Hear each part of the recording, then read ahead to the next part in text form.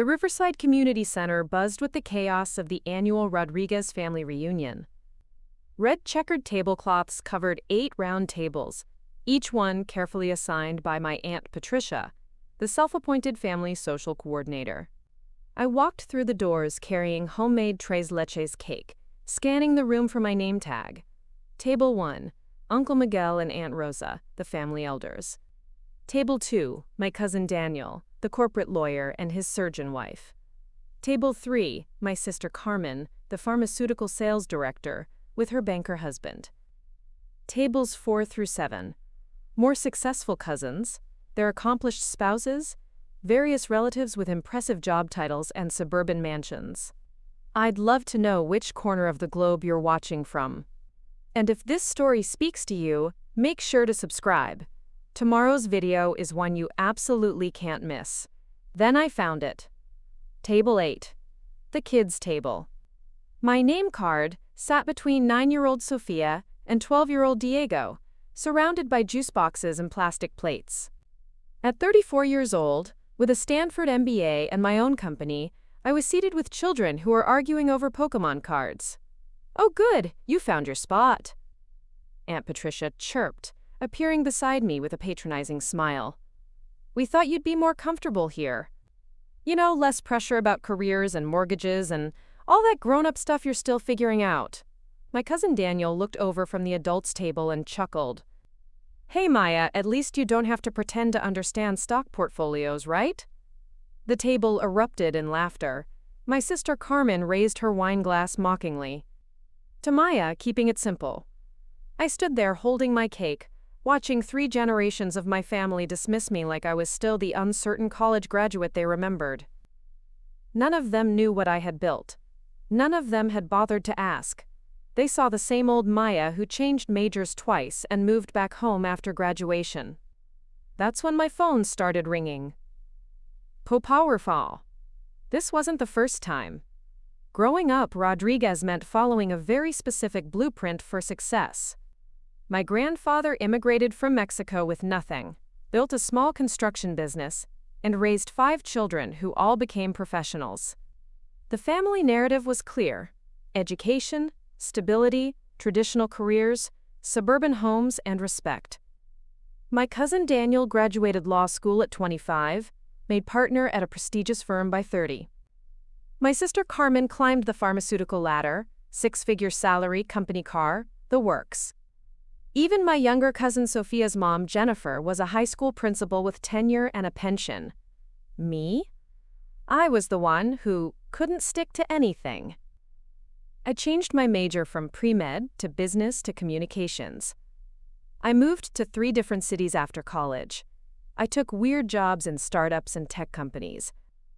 While everyone else was climbing corporate ladders, I was jumping between opportunities that made no sense to them. FVE. Every family gathering was the same script.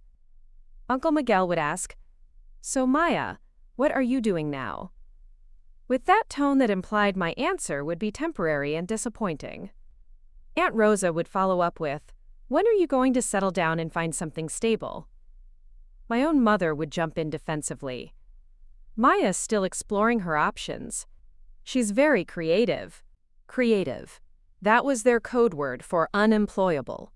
Christmas dinners became interrogations. "Are you still at that internet company? Do you have benefits? What exactly do you do all day?" When I tried to explain my work in digital marketing or business development, their eyes would glaze over. If it wasn't a doctor, lawyer, teacher, or accountant, it didn't compute. The worst was my 30th birthday party 3 years ago. My family threw me a surprise celebration, and during the toasts, Uncle Miguel said, "Here's to Maya, who's still finding herself. May this be the year you finally land somewhere." Everyone raised their glasses to my continued failure to meet their definition of success. I stopped sharing details about my work. When they asked, I gave vague answers. "Oh, just business stuff." It was easier than watching them nod politely while clearly thinking I was wasting my potential. They measured success in titles, salaries, and social recognition. I had stopped measuring myself by their metrics, but somehow, sitting at that kid's table, all those years of dismissal came flooding back. My phone rang again. The caller ID read, Jessica Chen, Executive Assistant. I glanced around the room. Sophia was showing Diego her new Pokémon card. The adults were deep in conversation about mortgage rates and 401k contributions. No one was paying attention to the kids' table. Berbeminoso Kes? I answered quietly. Hi, Jessica. Everything okay? Maya, I'm so sorry to bother you on a Saturday, but we have a situation. The Morrison Group's CEO wants to move Monday's acquisition meeting to tomorrow morning at 8 a.m. Should I accept? My heart skipped. The Morrison Group. The deal I'd been negotiating for 6 months. The acquisition that would triple my company's value overnight. Which conference room did they request? They want to meet at their headquarters downtown. Full board presentation. Maya, they're talking about a $2.8 million deal. I stood up from the kids' table, moving toward the community center's exit. Confirm it. Send the updated presentation deck to their team tonight. And Jessica? Call David and Sarah. Tell them we need the full financial projections ready by 7 a.m. Already on it, boss. Car service will pick you up at 6:30. Your navy suit is at the dry cleaner on Maple Street. They close at 8. Boss. The word hung in the air as I stepped outside into the parking lot. Through the windows, I could see my family continuing their conversations. Completely unaware that the person they'd relegated to the children's section was orchestrating a multi-million-dollar business deal. I didn't storm back inside. I didn't make a scene. I simply walked to my car, leaving my tres leches cake on the kids' table next to the juice boxes. No dramatic goodbye, no confrontation. Just a quiet exit from people who had never bothered to see who I'd become. As I drove away, I could see Aunt Patricia through the window, probably wondering where I'd gone. But I wasn't thinking about the reunion anymore. I was thinking about tomorrow morning. About the biggest deal of my career. About the company I'd built from nothing while they assumed I was still figuring things out. After graduating with my MBA, I spent 2 years in what my family called my lost phase. I turned down 3 corporate job offers that would have impressed them. Positions at banks, consulting firms, traditional companies, with clear hierarchy and predictable paths. Instead, I took a risk on a tiny startup in Austin that paid half the salary, but gave me equity and real responsibility. Hira. My family didn't understand. Maya's working for some internet company, my mother would tell relatives, as if I'd joined a cult. When the startup got acquired after 18 months and I walked away with enough money to start my own business, they still didn't get it. That's nice, honey, but what's your real job? I moved to Denver and launched Rodriguez Digital Solutions with $150,000 in seed money and a converted garage as my office. My first client was a local restaurant that needed a website. My second was a hardware store that wanted to sell online. Nothing glamorous. Nothing that would impress anyone at a family dinner. While my cousin Daniel was buying his 3rd investment property, and Carmen was getting promoted to regional sales director, I was learning QuickBooks, staying up until 3 a.m. troubleshooting websites, and eating ramen noodles for the 4th night in a row. I had 1 employee, me, and a business card that I'd designed myself. A lot of love and effort went into bringing this story to life. If you're enjoying it, we'd be so grateful if you'd subscribe to our channel. Now back to where we left off. My family's reaction was polite concern masquerading as support. That's wonderful that you're being entrepreneurial, Aunt Patricia would say. But maybe you should have a backup plan. Small businesses fail all the time. Uncle Miguel offered me a job at his construction company. Until your computer thing works out. The loneliness was real. While my cousins were posting about company retreats and office parties, I was working alone, building something from scratch with no guarantee it would succeed. There were months when I barely broke even, weeks when I questioned everything, days when I wondered if my family was right about needing something more stable. But slowly, quietly, things started working. 1 restaurant client led to 3. A successful e-commerce launch brought in 2 more businesses. I hired Jessica as my assistant, then David as a developer, then Sarah for client relations. We moved from the garage to a real office. then a bigger office, then a downtown suite with glass walls and a view of the mountains. By year 3, we were handling digital transformations for mid-size companies across the state. By year 4, we were competing for contracts with Fortune 500 businesses. My family still introduced me as Maya, who has her own little business, but the business was generating 7 figures annually and employing 12 people. I stopped correcting them. I stopped trying to explain what we did, or how successful we'd become.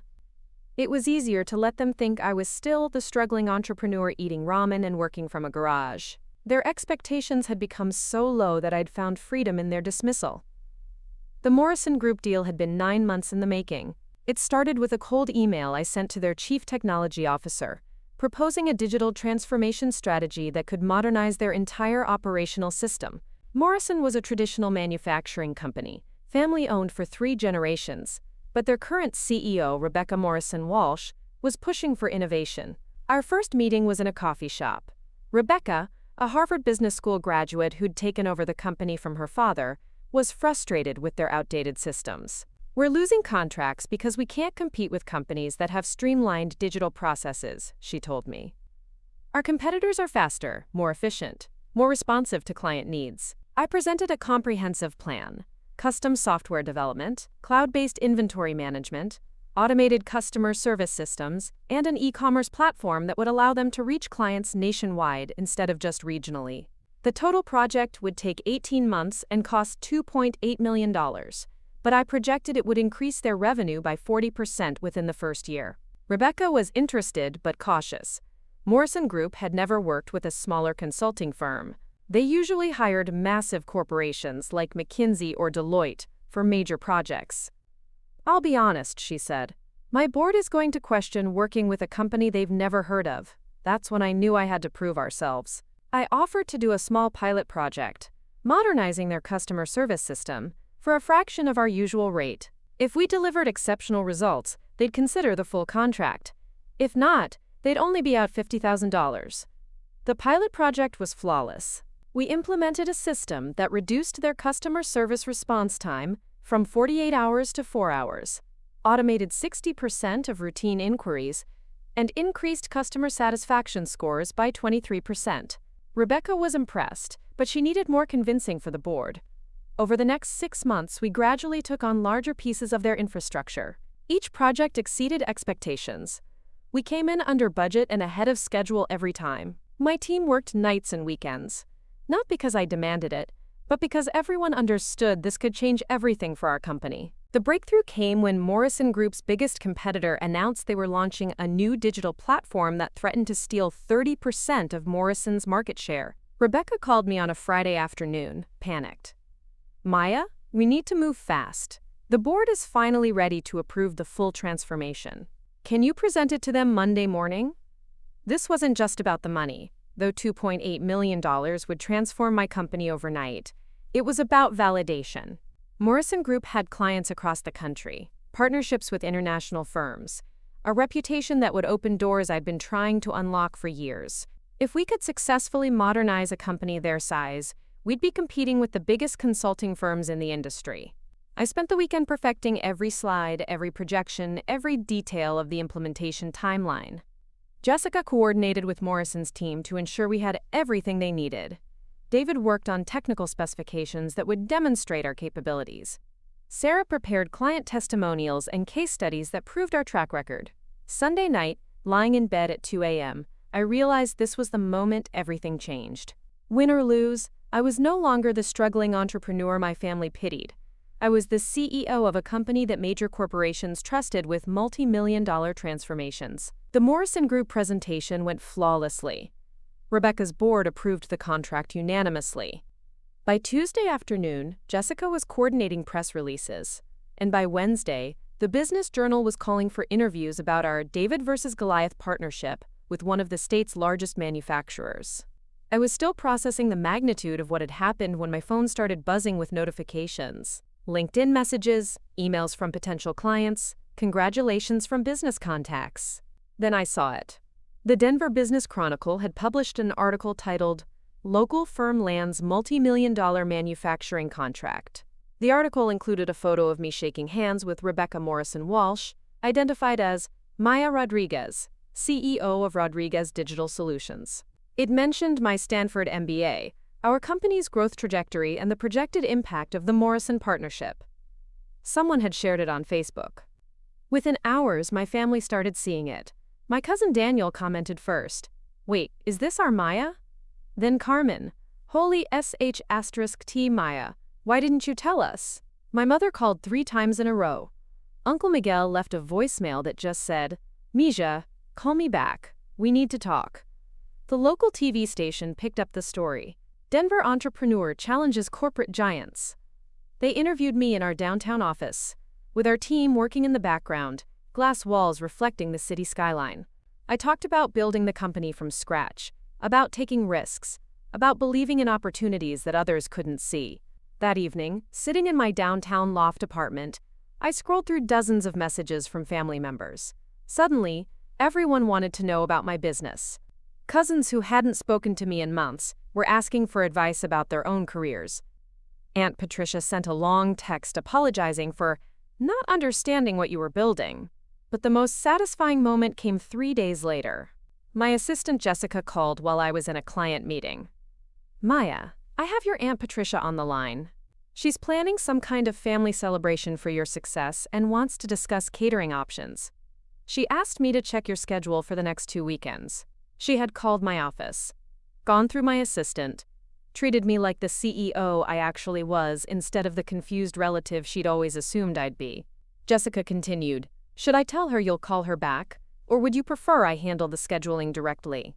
For the first time in my adult life, my family was approaching me with respect instead of concern. They weren't asking if I was okay or when I'd get a real job. They were asking for meetings, for advice, for connections to help their own careers. The validation felt better than I'd expected, but it also felt hollow. These were the same people who'd seated me at the kids' table just weeks earlier. The same relatives who'd dismissed my career as temporary experimentation. Now that there was external proof of success, money, media coverage, prestigious clients, suddenly I was worth their attention. 2 weeks after the Morrison deal went public, Aunt Patricia called to invite me to a special family dinner celebrating my success. "We want to honor what you've accomplished," she said. "Uncle Miguel is so proud. We all are." I almost laughed. Honor what I'd accomplished? Where was the honor when I was building this company from nothing? Where was the pride when I was taking risks and working 18-hour days? They wanted to celebrate the external validation, not the actual work. But I agreed to dinner. Not because I needed their approval anymore, but because I wanted to establish new terms for our relationship. The dinner was at Uncle Miguel's house, the same place where they'd questioned my career choices for years. But this time, I arrived in my Tesla Model S, wore my tailored Armani suit, and brought my business cards. Not to show off, but to remind them that I was no longer the uncertain graduate they remembered. Guy. The conversation was different. Instead of asking what I did for work, they asked about my expansion plans. Instead of suggesting backup careers, they asked for introductions to potential clients. Carmen wanted advice about leaving pharmaceutical sales to start her own business. Daniel asked if I needed legal services for my growing company. But I set boundaries. When Uncle Miguel suggested I hire his nephew for my development team, I politely explained our hiring process and qualifications. When Aunt Patricia asked if I could help her friend's struggling business as a family favor, I gave her our standard consultation rates. "Maya," my mother said privately after dinner, "you seem different, more confident." I smiled. "I'm the same person I've always been. You just see me differently now." The truth was, their approval no longer mattered. I'd spent years seeking validation from people who couldn't recognize success unless it came with traditional markers they understood. I'd built something meaningful while they assumed I was failing. Their respect felt nice, but it wasn't necessary. At the end of the evening, as I was leaving, little Sophia ran up to me, the same 9-year-old who'd been at the kids' table during the reunion. "Maya, my mom says you're famous now. Are you still going to sit with us?" I knelt down to her level. "Sophia, I'll sit wherever there are good people having good conversations. And that might be the kids' table, the adults' table, or my own table. She grinned. Can I work at your company when I grow up? If you work as hard as you play Pokemon, absolutely. Driving home that night, I realized the real victory wasn't proving my family wrong. It was building a life where their opinion of me didn't determine my opinion of myself. I'd stopped measuring my worth by their understanding and started building something that mattered to me. The Morrison deal was just the beginning. We had 3 more major contracts in the pipeline, a team of 20 employees, and expansion plans into new markets. But more importantly, I had something I'd never had before: the unshakable knowledge that I didn't need anyone's permission to be successful. The kids' table had taught me something valuable. Sometimes the people who underestimate you give you the greatest gift of all: the freedom to exceed their expectations without worrying about their limitations. And sometimes, that freedom is worth more than a seat at any adult table. Looking for more? We've got 2 amazing stories ready for you right on screen. If this one touched you, these are absolutely worth your time. Click to watch them now. And hey, subscribe and hit that bell to never miss our latest uploads.